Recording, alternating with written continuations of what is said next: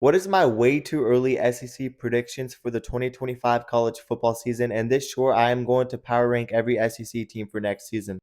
And at number one, I think Texas will be the best team in the SEC and win the SEC with Arch Manning at quarterback.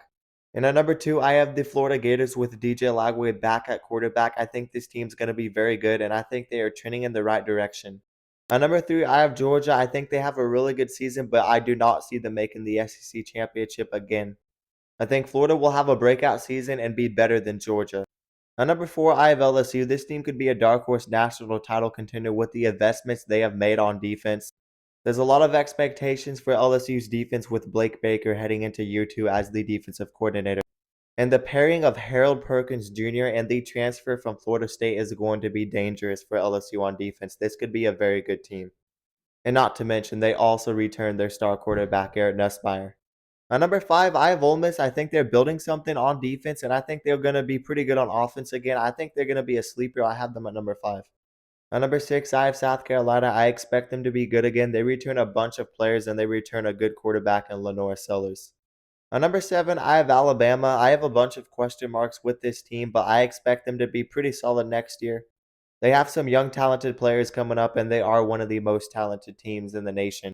At number eight, I have Auburn. This is also a very talented SEC team. I think they will make that jump next season. I'm going to make the bold prediction, and I have them pretty high in my SEC rankings at number eight. I think there's too much talent on this team for them not to take that step forward with Cam Coleman and the other receivers that they have and the additions that they have made at quarterback. At number nine, I have Tennessee. I think they will be good, but I don't see them making the playoffs again. I think they will take a small step back. I don't think Nico Iamaleava is going to be as good as people think he is, and they lost a star at running back in Dylan Sampson. At number 10, I have Texas A&M. This is a team that could end up much higher. The SEC is so hard to predict, but this should be a pretty good team. At number 11, I have Oklahoma. I do have better expectations for them next season, but I still have questions at the offensive line. John Mateer should be a good quarterback, though. At number 12, I have Vanderbilt. They should be an okay team, and Diego Pavia should be an excellent quarterback for them.